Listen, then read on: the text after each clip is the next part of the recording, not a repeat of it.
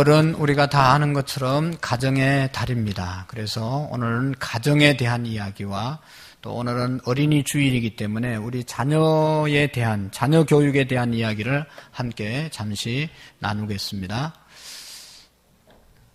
그래서 하나님께서 우리를 가정을 주셨는데 가정을 주신 이유가 뭔가? PPT 좀 비춰주세요. 오늘은 특별한 이제 가정의 날이기 때문에 PPT를 넘기면서 함께 보도록 하겠습니다. 하나님께서 가정을 주신 이유, 또 우리가 가정이 어떻게 만들어집니까? 남자와 아내가 만나서 가정이 이루어지는 것이죠. 왜 남편과 아내가 만나서 결혼해서 가정을 세웁니까? 그것은 행복하게 살려고 가정을 세우는 것이죠. 또 하나님께서 우리에게 가정을 허락해 주신 이유는 행복하라고 가정을 주셨습니다. 근데 여러분, 우리의 가정들이 다 행복하십니까? 조용한 거 보니까 별로 안 행복한 가정도 많이 있는 것 같아요. 행복하려고 만나서 결혼했는데 이게 아주 보면 현대인들의 가정, 여러분 요즘 가정의 위기에 대한 자료들을 보면 다 아시잖아요. 그냥 파도를 만난 배처럼 이게 언제 침몰될지 모르는 가정들이 얼마나 많은지 모릅니다. 위기 가운데 위태위태한 가정들이 너무 많이 있다는 거예요. 행복하기보다는 지금 위기 속에 불행한 가정들이 너무 많이 있어요. 그 이유가 뭐냐 하는 것이죠. 우리가 행복하려고 결혼하고 행복하라고 하나님이 가정을 주셨으면 행복해야 되는데 그렇지 못한 그러한 가정들은 이유가 있지 않겠어요? 그래서 우리가 가정의 행복은, 가정은 제가 늘 말씀을 드리는 것처럼 가정은 정원과 같다. 정원. 정원에 아무리 비싸고 예쁜 꽃을 심어놓은들, 또 정원수를 심어놓은들 주인이 잘 가꾸지 않으면 그 정원은요 그냥 잡초가 생기고 온갖 벌레가 들어와서 망가뜨리고 먹어버리고 또 외부의 어떤 짐승들이 와서 짓밟아버리고 완전히 아름다운 정원이 아름답지 못한 흉한 정원이 될 수가 있습니다. 그러나 주인이 잘 관리하고 정원사가 잘 관리하면 처음보다 더 아름다운 정원이 되어질 수가 있는 것이죠. 우리의 가정이 마찬가지입니다. 남편과 아내가 만나서 가정을 이루지만 그냥 만나서 결혼했다고 행복해지는 가정이 아니라 이 가정을 남편과 아내, 기둥되는 주체가 되는 남편과 아내가 하나님이 주신 이 가정을 어떻게 잘 관리하느냐에 따라서 우리의 가정이 전보다 더 행복해질 수도 있고 우리의 가정이 정말로 불행해질 수도 있는 겁니다.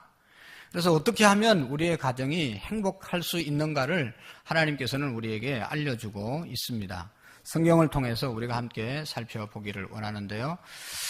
첫 번째로 우리가 기억해야 할 것은, 여러분 생각해 봐야 될 것은 가정을 누가 세웠는가 하는 것이죠. 가정을 어떻게 하면 가정이 행복해질 수 있을까? 아름다운 공동체를 우리의 가정으로 이루어 가야 되는데요. 어떻게 하면 가정이 행복한 가정이 되어질 수 있을까? 첫 번째로는 우리가 기억해야 할 것이 누가 우리의 가정을 만들었는가 하는 것이죠. 누가 우리의 가정을 만들었습니까? 누가 우리의 가정을 만들었습니까? 오다 가다 그냥 만나서 가정이 세워졌습니까? 그건 불신앙의 가정들이고 믿음 없는 사람들의 가정이고 그런 사람들은 오다 가다 어떻게 하다 우연으로 만났기 때문에 우연히 헤어질 수 있는 거예요. 그건 아주 쉽게 헤어질 수 있고 무너질 수 있어요. 그러나 하나님을 믿는 사람들은 하나님이 우리 계획 가운데 우리의 가정이 세워진 겁니다. 오늘 우리의 가정이, 저의 가정이 하나님의 계획 속에 오래전부터 계획 가운데 우리의 가정이 세워졌습니다. 그래서 우리의 가정은 하나님이 무너뜨리기 전에는 누구도 무너질 수가 없는 거예요. 내가 싫다고 가정을 버릴 수도 없고 우리 아내가 나를 싫다고 우리 가정이 싫다고 집을 나가서도 안 되고 왜요? 하나님이 우리의 가정을 계획하시고 세웠기 때문입니다. 하나님이 창조하시고 하나님의 선물입니다. 우리의 가정은. 하나님의 선물. 선물은 내가 받고 싶다고 받는 것이 아니고 하나님이 그냥 좋으면 주는 것이 선물이죠. 근데 선물의 가치는 누가 줬냐? 이게 대단히 중요한 거예요. 내가 뭐 별로 존경하지도 않고 내가 싫어하는 사람이 준 선물은 아무리 비싼 선물도 귀하게 여기지 않습니다. 그러나 내가 존경하고 내가 사랑하고 힘 있는 사람이 준 선물이면 길이길이 간직하죠.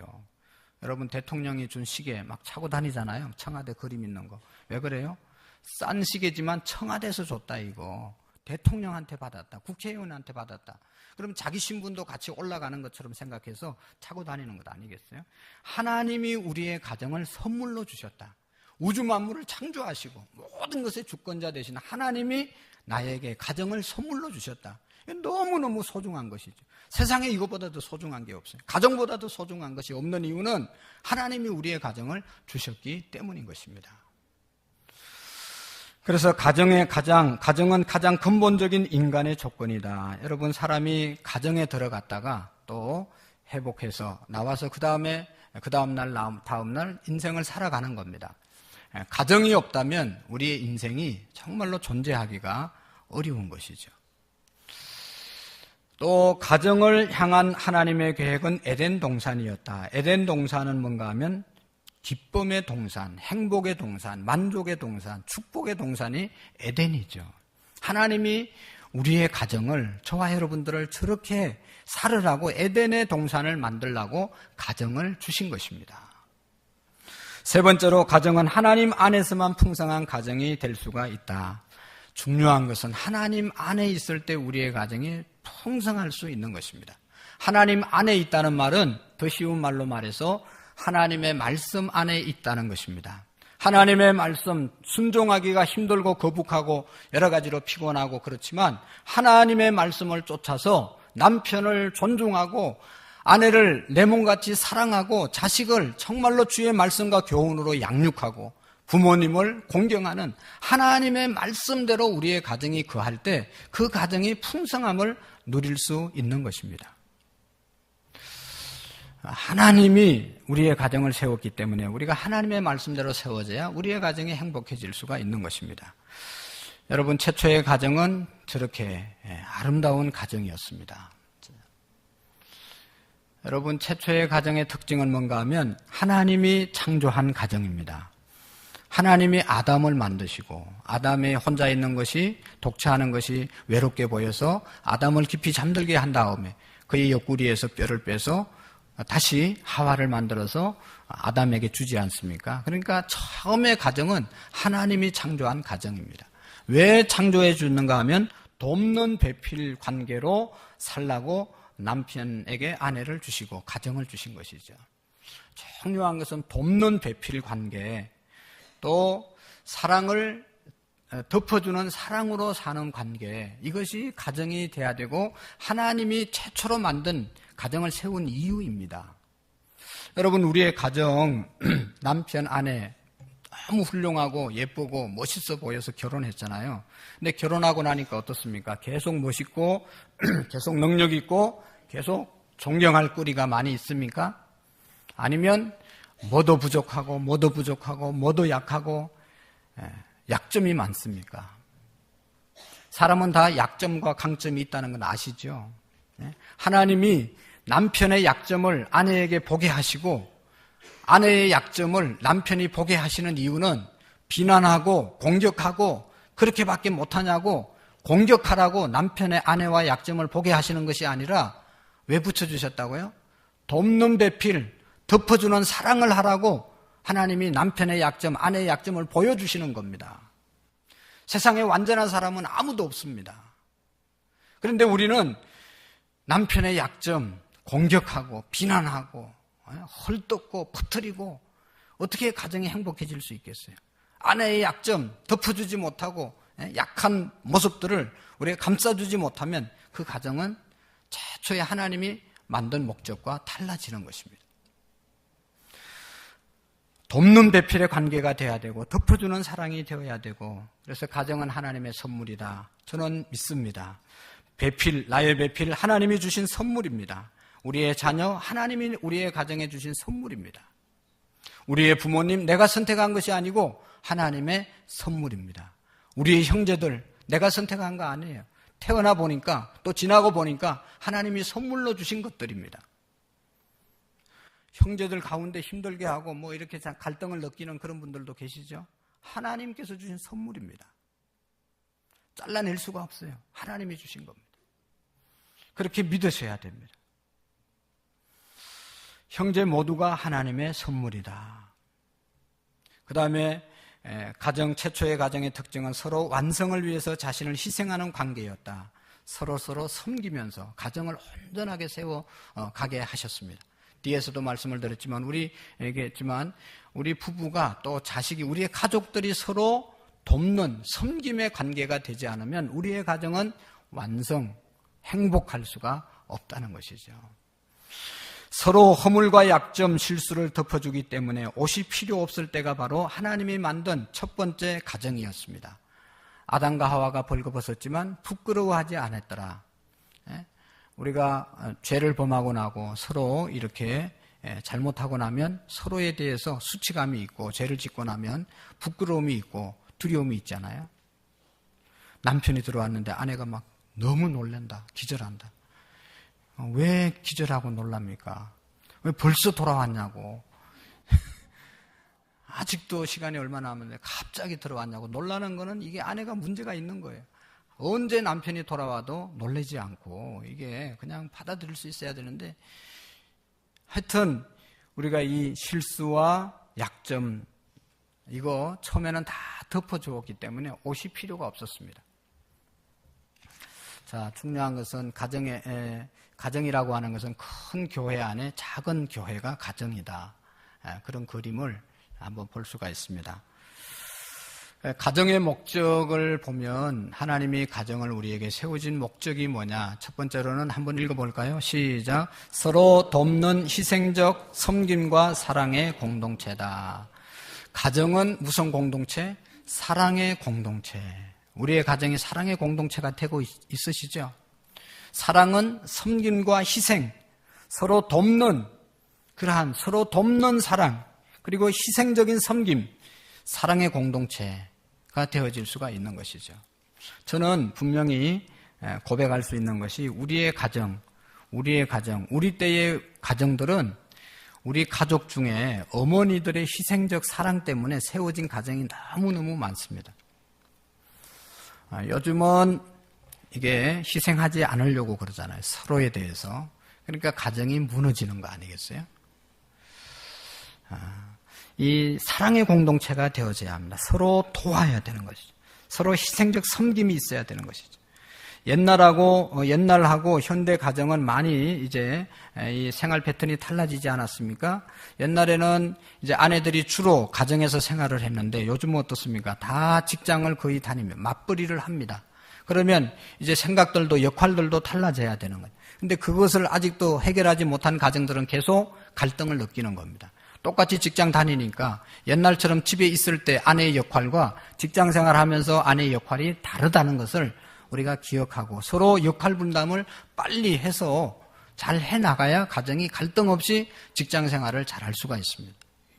집안일은 다 아내에게 맡기고 아내도 다 똑같이 직장 가고 또 집에 와서 가정일도 해야 되고 그러면 피곤해서 견디기가 어려운 거죠. 남편도 함께 돕는 역할을 해줄 수 있어야 되고 희생적 섬김이 있어야 되는 거죠. 요즘 가정이 무너지는 이유 중에는 희생, 남편을 향한 희생, 아내를 향한 희생, 사랑, 이게 없기 때문에 사랑의 공동체가 안 되는 경우가 많이 있어요. 참 이제 안타까운 것은 우리 젊은 사람들이 결혼을 해가지고 자매들이 자녀를 키우는데 제가 많은 자녀들을 이렇게 들어보면 아니 자식을 왜 내 혼자 키워야 되냐, 그러면서 아이 키우는 것도 남편에게 맡기고 그냥 그게 안 되면 그냥 집을 뛰쳐나가는 그런 자매들이 많이 있어요. 이 얼마나 가정교육이 우리가 안 돼서 그런 것이죠. 가정은 희생, 섬김 있는 사랑의 공동체라는 것을 우리가 기억해야 합니다. 또 한 가지는 은혜의 공동체가 되어야 합니다. 하나님이 우리 가정을 하나님의 은혜와 평강으로 넘치는 은혜의 공동체가 되도록 허락하신 것입니다. 가정 안에서 하나님이 주신 은혜와 평강이 넘치는 공동체로 세워가야 된다. 가정은 아까 본 것처럼 작은 교회가 되어져야 합니다. 세 번째로 환경 보존에 대해 사명을 받은 사명 공동체다. 가정은 사명 공동체다. 하나님이 가정을 주신 이유는 행복하라고 우리의 가정을 세워주셨지만 그 행복을 이루기 위해서는 또한 사명을 감당할 수 있어야 되고 사명을 함께 감당하는 가정이 되셔야 됩니다. 우리는 어떤 사람들은 그런 사람은 우리 가정만 잘 먹고 잘 살면 되지, 우리 가정만 행복하면 되지. 그건 그리스도인의 가정이 아니고 진정한 그리스도인의 가정이 되려면 하나님이 우리 가정을 통해서 맡겨준 사명도 함께 감당하셔야 되는 것이죠. 오늘날 환경 보존, 요즘 가장 큰 우리나라의 문제가 뭡니까? 미세먼지 때문에 힘들어하고 이게 대책 때문에 힘들어하죠. 왜 이렇게 미세먼지가 생기게 됐습니까? 옛날에도 물론 있었겠지만 지금처럼 이렇게 심하지는 않았잖아요. 그 이유가 다 환경 때문에 그런 거 아니겠어요? 우리가 마구잡이로 자연을 보호하지 않고 그냥 난개발하고 이렇게 저렇게 우리 편리한 대로 그냥 자연을 망가뜨렸기 때문에 이런 어려움이 온 것이죠. 지금이라도 이제 우리의 가정들이 앞장서서 그리스도인의 가정들이 사명 공동체로 세워져야 되는 것이죠. 가정의 역할을 보면 구약 성경에 보면 구약의 가정의 역할들은 창조의 산실이 되었습니다. 하나님께서 우주 만물을 창조하시고 그 다음에 아담을 데려다가 내가 만들어 놓은 것에 대해서 이름을 붙여라. 그래서 아담이 부르는 대로 모든 것이 이름이 붙여진 겁니다. 동물 이름도 또 이 자연의 이름도 다 아담이 붙인 거죠. 하나님께서 이 아담을 통해서 다시 이제 하나님의 창조 사역을 계속하게 만들었던 겁니다. 그래서 가정 안에서 계속 창조의 사역이 일어나게 된 것이죠. 또 작은 공동체의 역할을 했습니다. 자녀를 신앙적으로 훈련하는 학교가 가정이었습니다. 오늘날 우리나라의 가장 큰 문제, 우리 가정이 무너지고 신앙이 무너지고 나라가 무너지는 이유는 가정교육이 무너졌기 때문인 겁니다. 이스라엘 나라는요, 나라 없이 2000년을 지냈어요. 학교 없이 2000년을 지냈어요. 교회 없이 2000년을 지냈어요. 430년 동안 애굽에 가서 동살이하고 70년 바벨론 포로 생활하고 그리고 그 이후에 예루살렘 멸망 후에 2000년 동안 나라 없이 살았어도 나라를 재건하고 신앙을 물려가고 세계 가장 우수한 민족으로 쓰임받게 된 것은 다른 방법이 아니고 가정교육이었거든요. 가정교육. 구약에서 신명기 6장에 있는 이 세마교육, 하나님의 자녀들에게 말씀을 부지런히 가르치고 외우게 했던 그것 때문에 유대인들이 지금 살아남은 겁니다. 구약의 성경에는 가정이 교회였습니다. 신앙교육 다 가정에서 했습니다. 오늘 저도 많이 후회하고 회개하는 것은 우리 기독교 교육이 우리 교회도 다른 교회 못지않게 얼마나 열심히 가르쳤어요. 근데 문제가 뭔가 하면 가정교육을 해야 된다는 것을 가르치지 못했어요. 신앙교육을 다 교회 가라 주일날 아침에 되면 교회만 보내면 다 되는 줄 알고 우리 부모님들이 열심히 교회 보냈는데 일주일에 한번 교회 와가지고 신앙교육 되는 게 아니잖아요. 성경대로 우리가 못한 거예요. 가정이 교회가 되어야 되는데 부모님으로부터 신앙교육을 시키고 부모님으로부터 모든 학교 교육이 이루어져야 되는데 근데 가정교육이 없어진 거예요. 그래서 여러분은 얼마나 우리 다음 세대들이 힘들어합니까? 무슨 교육된 게 제대로 된 교육된 게 뭐가 있습니까? 교회 교육 다 무너졌죠. 애들 예배 드리는 거 가보세요. 지금 밑에서 예배 드리고 있지만 우리 교회 선생님들이 그렇게 열심히 애쓰고 노력해도 애들이 예배 시간 제대로 맞춰서 오는 애들이 거의 없어요. 예배 시간에 다 좁니다. 핸드폰하고 딴짓하고 있는 거예요. 신앙교육 다 무너진 거예요. 그러면 예절 교육은 제대로 됐습니까? 여러분 어른들 보면 우리 자녀들이 어른들 보면 공손하게 인사하는 자녀들이 몇 명이나 있어요. 어른들의 말에 고분고분 말 듣는 아이들이 몇 명이나 있습니까?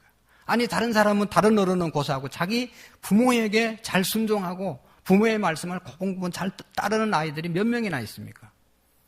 없잖아요 거의. 가정교육 다 무너진 겁니다. 직장에 가도 마찬가지지 않겠어요? 그런 사람들이 상사를 존경하고 상사들이 이렇게 원하는 대로 자기들이 정말로 그 회사를 위해서 고분고분 잘 하겠습니까, 여러분? 다 무너진 이유가 가정에서 하나님의 말씀, 가정교육이 무너졌기 때문에 그런 겁니다. 이제부터라도 우리가 사는 길은 다른 방법이 없고 가정에서 교육이 일어나야 되는 겁니다. 예절교육도 신앙교육도 학교교육도 다 가정에서 해야 되는 겁니다. 구약에는 그렇게 했습니다.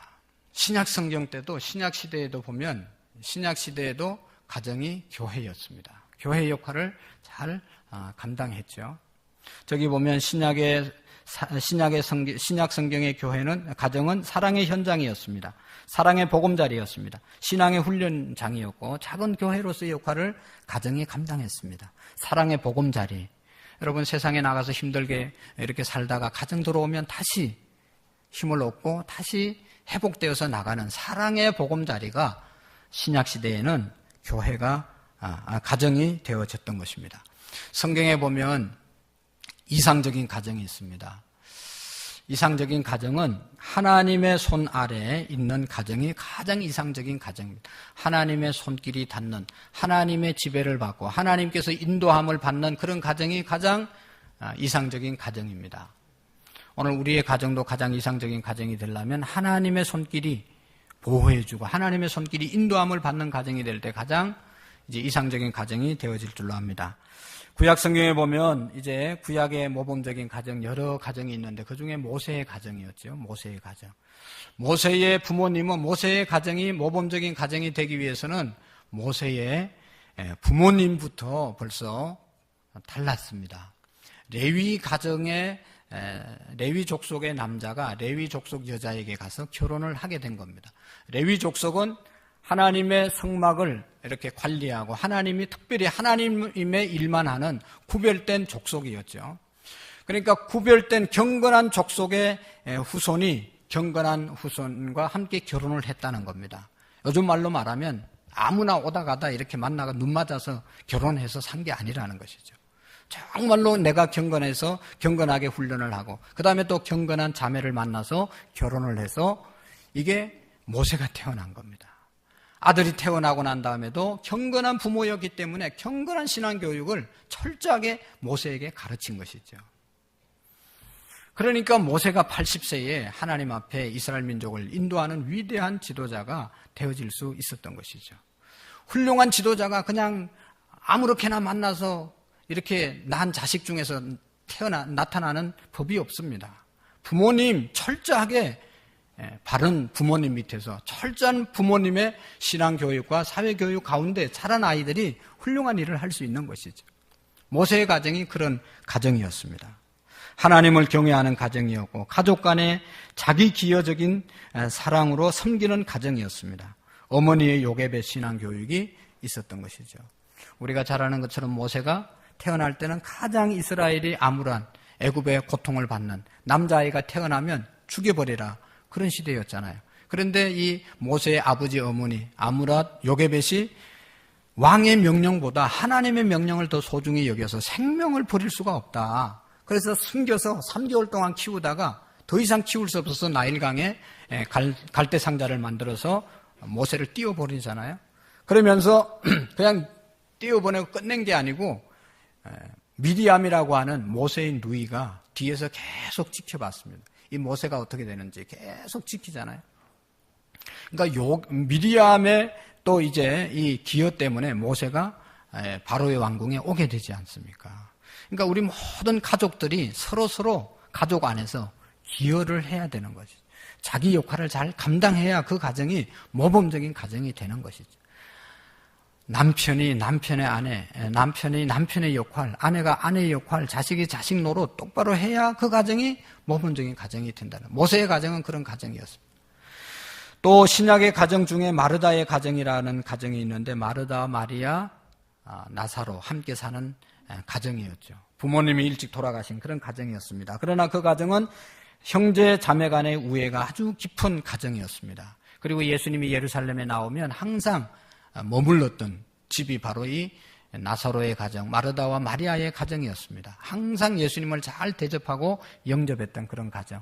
그래서 나사로가 병들어서 죽었지만 하나님께서 그를 예수님이 찾아가셔서 살려주시는 그런 기적을 경험하는 그런 가정이 마르다의 가정이 되었습니다. 그 다음에 사도행전에 나타난 아주 모범적인 한 가정이 있었는데 그 가정은 브리스길라와 아굴라의 가정이었습니다. 사도 바울이 로마 이제 전도 여행을 마치고 고린도에 왔을 때 거기에서 만난 가정이었는데 브리스길라와 아굴라의 가정, 평신도 사역자였습니다. 조화와 일치를 이루는 부부, 가정교회를 이루었다 하는 그런 말씀인데요. 우리가 잘 아는 것처럼 이 브리스길라와 아굴라는 사도 바울과 함께 천막 짓는 그런 직업을 갖고 사도 바울을 철저하게 사도 바울의 복음사역에 모든 것을 들여서 헌신해 준 사람입니다. 여러분, 오늘날 어떤 교회든지 한 교회가 세워지는 데는 어느 교회든지 가보면 여러분 브리스길라와 아굴라와 같은 가족이 있습니다. 저는 교회가 그냥 저절로 세워지는 줄 알았어요. 어릴 때부터 신앙생활 해가지고 교회가 뭐 이곳저곳 많이 있잖아요. 뭐 교회 세워졌나 보다 생각했는데 개척해보니까 교회가 그냥 세워지는 게 아니에요. 절대로 그냥 세워지는 게 아니에요. 브리스길라와 아굴라와 같은 헌신된 가정이 있는 그런 교회만 세워지는 겁니다. 그런 부부를 통해서 하나님께서 교회를 세워가시더라고요. 브리스길라와 아굴라가 이 사도행전에 저렇게 기록될 때는 교회가 너무나 미약하고 뭐 누구도 관심을 갖지 않는 사람이었어요. 그러나 이제 세계 모든 그리스도인들이 다 브리스길라와 아굴라의 가정 신앙을 본받지 않습니까? 여러분, 이 교회가 정말로 점점 성장해서 또 오래 기간이 지나고 나면 이 교회에 누가 브리스길라와 아굴라와 같은 역할을 했냐? 아마 역사가는 기록할 겁니다. 하나님은 다 기억하고 계시는 것이죠. 그래서 브리스길라와 아굴라의 가정, 또 마르다와 마리아의 가정, 또 모세와 같은 그런 가정, 이상적이고 모범적인 우리가 본받아야 될 가정입니다. 마지막으로 아름다운 가정이란 어떤 가정인가를 우리가 정리하고 자녀 교육에 대해서 잠시 말씀드리고 말씀을 마치도록 하겠습니다. 자, 첫 번째로 아름다운 가정은 재창조의 산실이 되어야 한다. 우리의 가정은 재창조의 산실이 되어야 한다. 가정 안에서 회복이 일어나고 가정 안에서 부흥이 일어나고 가정 안에서 다시 살맛이 나는 그런 곳으로 바뀌어져야 된다. 그러기 위해서는 예수님 안에서 모든 것을 용납해 주셔야 됩니다. 남편이 잘못할 수 있고 아내가 잘못할 수 있고 자식이 잘못할 수 있지만 집에 들어오면 다 용납해 주는 가정이 되셔야 됩니다. 실수 없고 죄 없고 잘못 안 하는 사람들이 누가 있어요? 다 부족하기 때문에 허물투성이고 실수투성인 거예요. 그럴 때마다 용납해 주지 않으면 가정은 가정일 수가 없는 거예요. 어떤 잘못을 해서 가정에 돌아오면 받아주셔야 되는 겁니다. 아내가 받아주고 남편이 받아주고 자식이 부모가 받아주는 가정이 아름다운 가정이 되어질 수 있습니다. 용납, 받아주라, 이해, 서로의 입장에 서는 겁니다. 남편은 아내의 입장, 아내는 남편의 입장, 부모는 자식의 입장, 자식은 부모의 입장에 서서 생각하는 것이 이해가 아니겠어요? 그 다음에 돌봄이 있어야 되고, 요즘 참 젊은 부모님들이 돌보지 않아서 자식들이 잘못되는 경우가 얼마나 많이 있습니까? 잘 돌봐줘야 다시 새롭게 가족들이 세워질 수가 있죠. 치유, 특별히 격려, 당신은 잘할 수 있다고. 남자는 여자의 격려, 아내의 격려를 받고 사는 사람들이 아닙니까? 격려만 해주면 죽을지 살지 모르고 일하는데 날마다 격려하지 않고 무시하고 깎아내리니까 살 의욕이 없는 거죠. 남자들이 격려해 주는 것이 가정입니다. 할렐루야. 옆 사람과 한번 인사하겠습니다. 당신이 최고입니다. 당신은 참 하나님의 자녀입니다. 네, 남편에게 아내에게 최고라고 격려해 주셔야 돼요. 할렐루야. 그럴 때 가정이 재창조의 산실이 되어질 수 있고, 가정은 두 번째로 아름다운 가정은 작은 교회의 역할을 감당해야 합니다. 작은 교회가 돼야 합니다. 말씀이 있고 교제가 있고 찬양이 있고 기도가 있고 섬김이 있고 교제가 있는 곳이 가정이 되어져야 합니다. 아까도 얘기했던 것처럼 우리가 무너지고 잘못된 것은 가정교육이 무너지고 가정예배가 없어지고 난 다음부터 교회만 오면 신앙생활 하는 것처럼 되어졌기 때문에 삶이 신앙이 되어지지 않아서 우리도 헛개비고 세상 사람들이 그리스도인을 볼 때 완전히 꽝으로 보는 거예요.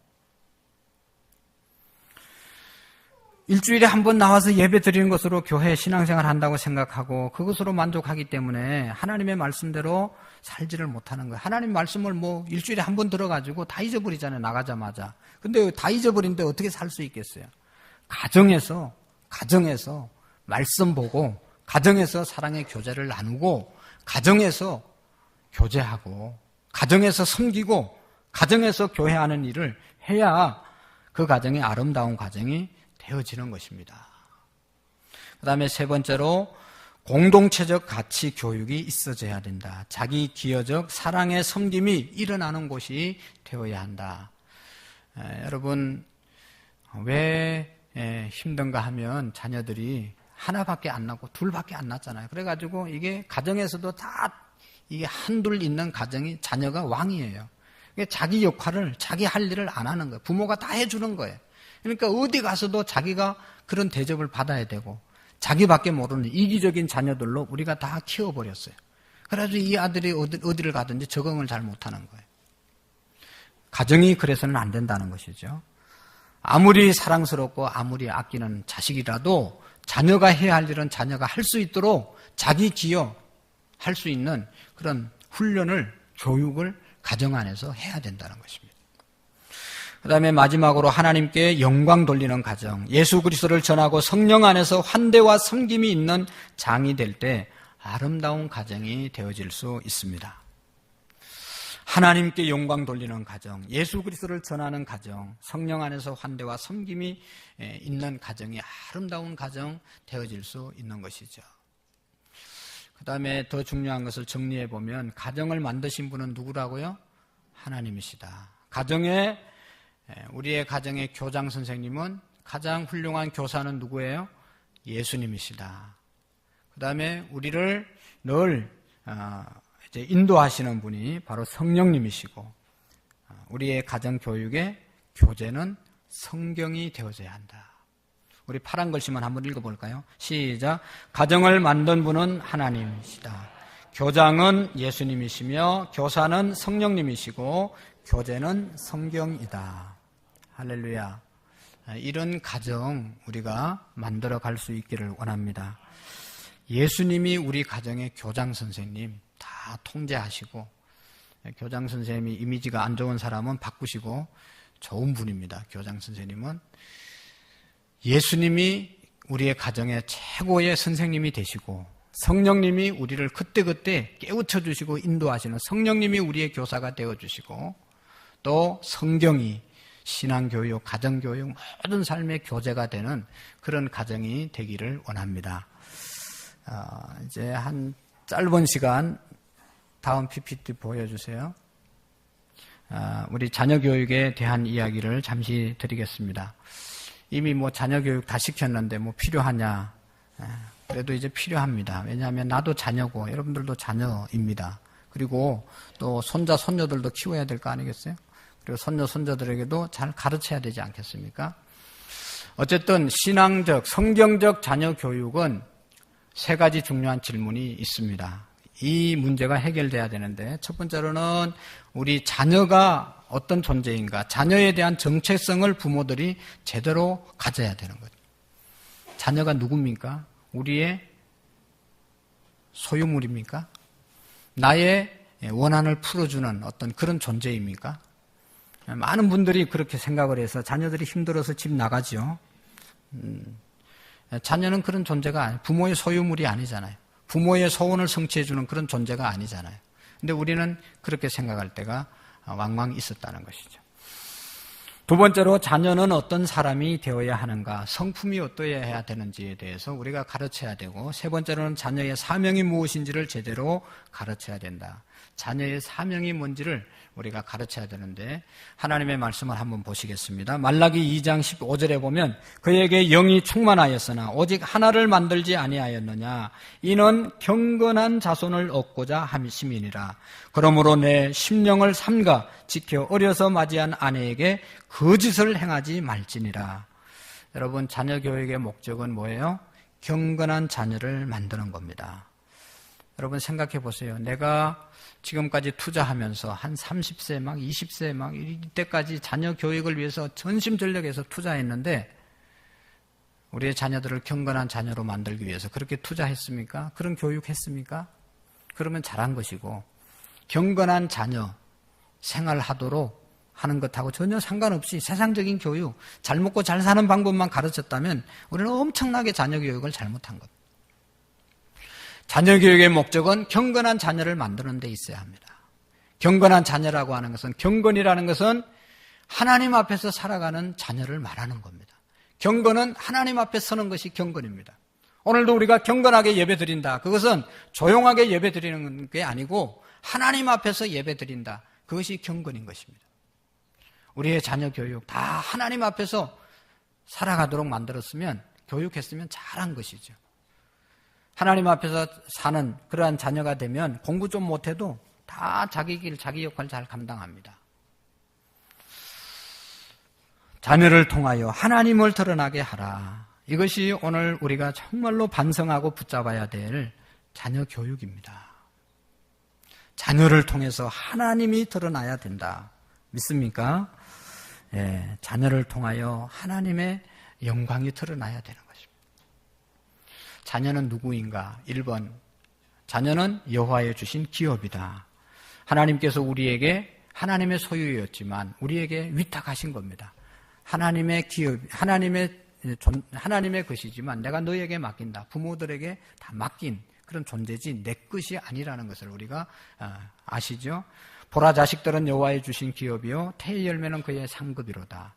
하나님이 주신 기업이고 하나님이 우리 부부에게 주신 상급이다. 그래서 자녀를 잘 키우면 자녀로 인해서 얼마나 많은 기쁨과 복을 받잖아요. 그리고 자녀는 가정의 축복입니다. 그리고 자녀는 가정의 행복입니다. 자녀가 누구냐? 내 것이 아니고 하나님께로부터 위탁받은 내가 잘 섬겨야 될 그러한 하나님의 선물이라는 것을 우리가 기억해야 합니다. 두 번째로, 자녀를 어떤 사람이 되게 해야 하는가? 아까 얘기했죠. 경건한 자녀로 만들어야 된다. 경건한 자녀로 우리가 키워야 된다. 하나님 앞에서 사는 자녀로 키워야 된다. 하나님이 너를 이 땅에 보내시고 하나님이 할 일이 있어서 너를 이 땅에 보내셨고 지금도 너와 하나님이 함께 하시고 너는 하나님이 책임져 주실 것이다. 하나님의 뜻대로만 살면, 하나님이 영광 드러내는 삶을 살면 하나님이 책임져 주시는 겁니다. 이 신앙만 우리가 제대로 하면 자녀가 절대로 잘못될 수가 없는 것이죠. 경건한 자녀 양육하는 것, 이것이 우리의 목적이 되어야 됩니다. 세 번째로, 자녀의 사명이 뭔지를 우리가 심어줘야 되죠. 사명은 성경에 보면 두 가지 사명이 있습니다. 하나는 문화적 사명이 있고 하나는 이 선교적 사명이 있습니다. 문화적 사명은 하나님께서 그들에게 복을 주시며 그들에게 이르시되 생육하고 번성하여 땅에 충만하라. 땅을 정복하라. 바다의 물고기와 하늘의 새와 땅에 움직이는 모든 생물을 다스리라 하시니라. 생육하고 번성하고 땅에 충만하고 다스리고 이렇게 살으라고 하는 것이 바로 하나님의 사명인 것입니다. 여기 생육하고 번성하라고 하는 것은, 땅에 충만하라는 것은 사업도 잘 되고 건강도 아주 건강하고 자식도 많이 놓고 모든 것들 풍성하게 하나님이 살으라고 우리에게 명령하시고 위탁해 주신 거예요. 그 다음에 선교적 사명이 있는데 예수님의 말씀, 마지막 말씀이죠. 너희는 가서 모든 민족으로 제자를 삼아 아버지와 아들과 성령의 이름으로 세례를 주고 내가 너희에게 분부한 모든 것을 가르쳐 지키게 하라. 우리의 자녀들에게 정말로 가르쳐야 될 것이 이 땅의 모든 것들을 다스리고 관리해야 된다. 네가 왕이다. 이것을 가르쳐야 되고요. 두 번째로는 이 왕권을 가지고 영혼 살리는 일에, 생명 살리는 일에 네가 쓰임 받아야 된다. 이것이 선교적 사명인 것입니다. 여러분, 우리가 자녀들에게 뭘 가르쳤습니까? 애들이 왜 방황합니까? 뭘 해야 될지 모르는 자녀들이 왜 그렇게 많습니까? 뭐 때문에 살아야 되는지 사명을 우리가 분명히 제시해 주지 못했기 때문에 그런 거잖아요. 뭐 그냥 좋은 직장만 들어가면 다 된 겁니까? 직장 가서 해인 얻기고 잘못되는 아이들이 얼마나 많습니까? 좋은 학교 들어가면 끝납니까? 좋은 학교 들어간 아이들이 자살률이 얼마나 높습니까? 왜 그 학교를 가야 되고 왜 그 직장을 다녀야 되고 왜 이 사업을 해야 되는지를 제대로 우리가 알려주지 못했기 때문이죠. 문화적 사명, 선교적 사명이 있다. 이 땅의 모든 것들을 다스리고 관리해야 될 책임이 우리에게 있고 자녀들에게 있고 또 하나님의 말씀을 전하는 것이 우리의 사명이다라고 하는 것을 우리가 기억해야 합니다. 자녀 교육 방법에 대해서 세 가지만 말씀드리겠습니다. 첫 번째로는 먼저 자녀의 마음을 경청하라. 교육은 그냥 내가 이렇게 주입식으로 말하면 되는 줄 아는데 절대로 그렇지 않다는 것이죠. 자녀 교육 잘하려면 자녀의 말을 잘 들어줘야 되는 것이죠. 잘 들어주는 것이 제일 좋은 교육입니다. 뭘 벌써 가르치려고 말하지 말고 그 아이의 마음을 들으려고 그렇게 접근하는 것이 아주 좋은 교육 방법이라는 것이죠. 야고보서 1장 19절에 듣기는 속히 하고 말하기는 더디하라. 그래서 우리의 자녀들을 소중한 존재임을 깨닫게 해야 됩니다. 잘 들어줘야 거절당하지 않아야 부모가 내 말을 엄마가 나를 소중히 여기는구나. 엄마가 내 말을 들어주는구나. 근데 엄마는 바빠가지고 뭔 일을 하면서 아이가 아무리 얘기해도 안 들어주면 거절의 상처가 생기는 것이죠. 그래서 그 다음부터 아주 외로워지고 힘들어지는 겁니다. 자녀가 무슨 얘기를 하면 잘 경청해줘야 자기가 소중한 존재인 것을 인식하게 되고 소중한 존재는 절대로 잘못되지 않죠. 자녀의 고민을 살펴라. 자녀들도 고민이 있습니다. 그 다음에 세 번째로 관계의 중요성을 알게 하라. 내 관계를 잘 해야 되는데 하나님과의 관계, 이웃과의 관계, 물질과의, 자연과의 관계, 사탄과의 관계가 있습니다. 삶을 살면서 하나님과의 관계는 예배하는 관계로 또 우리 사람들과의 관계는 잘 섬기고 사랑하는 관계로 물질, 자연은 잘 다스리고 이렇게 관리하는 관계 또 사탄, 죄는 어떻게 해야 됩니까? 멀리하고 그것을 묶는, 대적하는 그런 교육을 해야 되는 것이죠. 두 번째 교육 방법은 주의 교훈과 훈계로 양육하라. 오늘 성경 말씀 하나님의 말씀으로 교육하고 하나님의 말씀으로 훈계하라고 하는 것입니다. 자녀 교육의 지침이 성경이 되어져야 된다. 그래서 우리 신앙교육 교육의 이제 약점 중에 하나는 이게 방향성이 우리 교육 정책이 너무 자주 바뀐다는 것이잖아요. 그냥 1년마다 한 번씩 바뀌니까 아이들이 뭘 공부해야 될지 잘 모르는 거예요. 우리 신앙의 교육은 바뀌는 게 아닙니다. 하나님의 말씀이 우리의 주 교재가 돼야 됩니다. 하나님의 말씀으로 훈육하고 교훈해야 되는 것이죠. 그런데 많은 분들이 어떻게 해요? 보통 엄마들의 교육 철학은 옆집 철학이다. 잘 나가다가도 옆집에서 뭐라고 하면 또 흔들리는 거예요. 우리 아이가 잘하고 있는데도 또 옆집에서 뭐라고 불질러면 또 거기에 또 열받아가지고 또 흔들리는 거예요. 그러니까 아이가 갈팡질팡하고 어디로 가야 될지 모르는 거예요. 엄마도 어디로 가야 될지 모르니까. 그러지 마시고 하나님의 말씀으로 교훈하고 하나님의 말씀으로 양육해야 합니다. 그것이 뭔가 하면 주의 교훈으로 이제 양육한다는 것은 축복과 격려를 많이 해주는 것이죠. 무조건 축복하고 무조건 격려하는 거죠. 축복과 격려를 많이 받고 자란 아이는 자존감이 높아지고 긍정적이 되고 모든 것들을 잘 이겨나갈 수 있는 능력이 생기지 않습니까? 그래서 하나님은 우리를 축복과 격려로 계속 인도하시는 것이죠. 그러니까 우리가 지금 여기에 살아남은 것이죠. 참 보니까 중요한 것은 이제 자녀를 키울 때는 잘 몰랐어요. 그런데 손자, 손녀들은 무조건 할아버지, 할머니들이 어떻게 해요? 격려해주고 칭찬해주고 용납해주는 것. 그러니까 할아버지, 할머니하고 자란 아이들은 절대로 잘못 삐뚤어진 아이들이 거의 없잖아요. 얼마나 성격이 좋은지 몰라요. 왜냐하면 그만큼 자기가 용납을 받았기 때문에, 격려를 받았기 때문에 바로 세워지는 것이죠. 그래서 우리 자녀 교육에 하나님의 말씀으로 키운다는 것은 무조건 축복하고 무조건 격려하고 이런 것들을 많이 해줘야 되는 것입니다. 두 번째로 긍정과 긍휼의 마음으로 자녀를 지지해 줘야 됩니다. 비전을 심어주고 그 다음에 창의력을 키워줘야 되는데, 그 다음에 세 번째 교육 방법은 동기부여자가 되라. 동기를 부여해줘라. 우리의 자녀들 이렇게 하라 저렇게 하라 이렇게 가르치는 것도 중요하지만 스스로 할 수 있는 동기부여할 수 있는 그런 지혜가 우리에게 있어야 되죠. 자, 자신감 회복을 하도록 동기부여해야 됩니다. 이건 너무 중요한 것이죠. 그래서 영상을 하나 보겠습니다. 많은 영상들이 있는데 이 자신감 회복에 대한 우리 자녀 교육이 중요하기 때문에 한번 보겠습니다.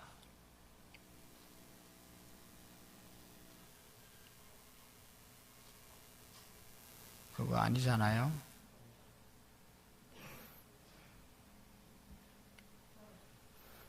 아까 보여줬던 건데 사람이 바뀌었어요?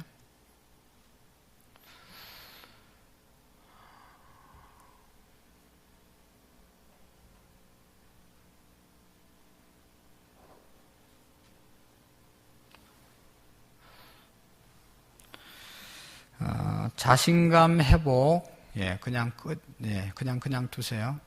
자신감 회복은 어떻게 일어나는가 하면, 저 영상에 보면 자녀들에게 성공 경험을 많이 시켜주는 겁니다. 자기 하고 싶은 것 하게 해서 성취감을 많이 불어넣어주면 자신감이 생기고, 자신감이 있으면 자존감이 높아지고, 모든 일에 긍정적이고 적극적이 되어진다는 것입니다.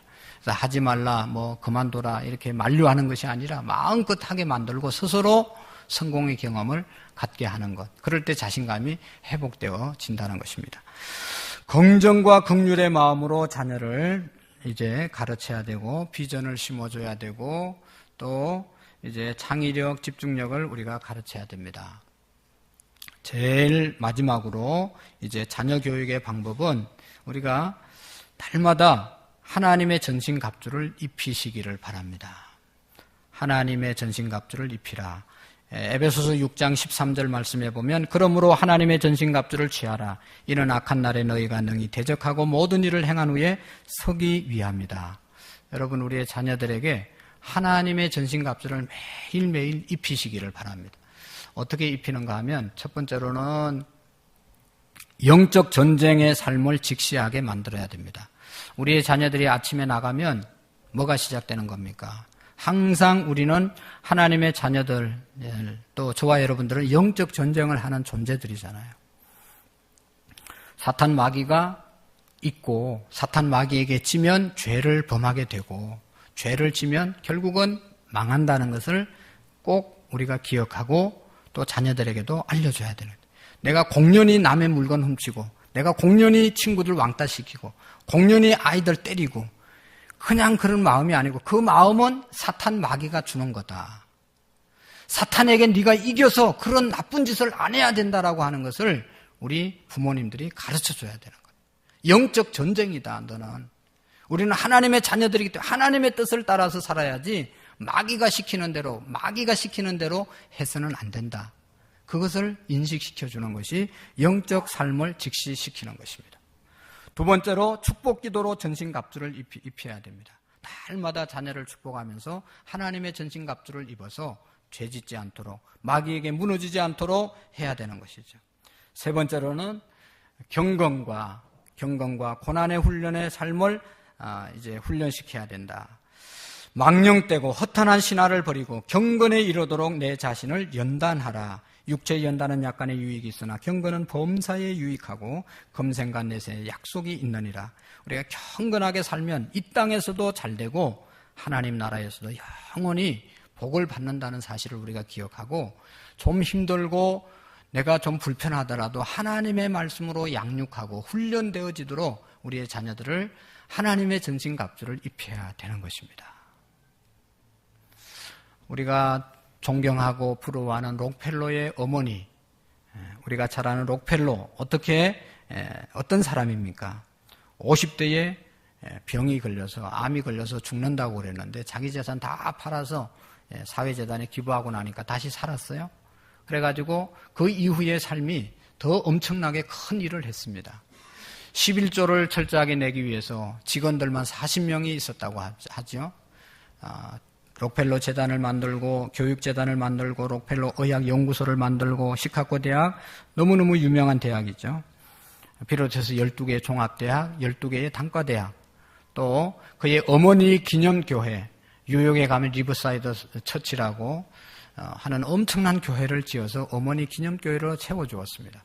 4,928개의 교회를 세웠습니다.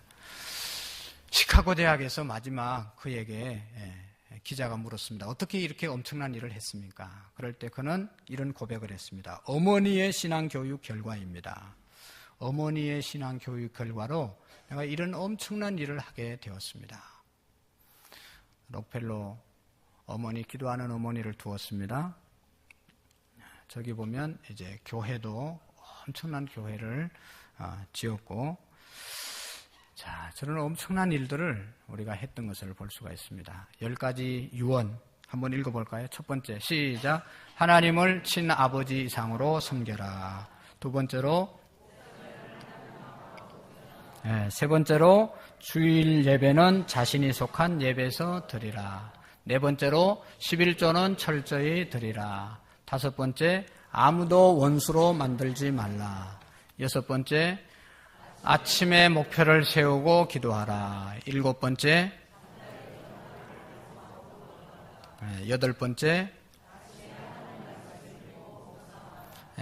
아홉 번째,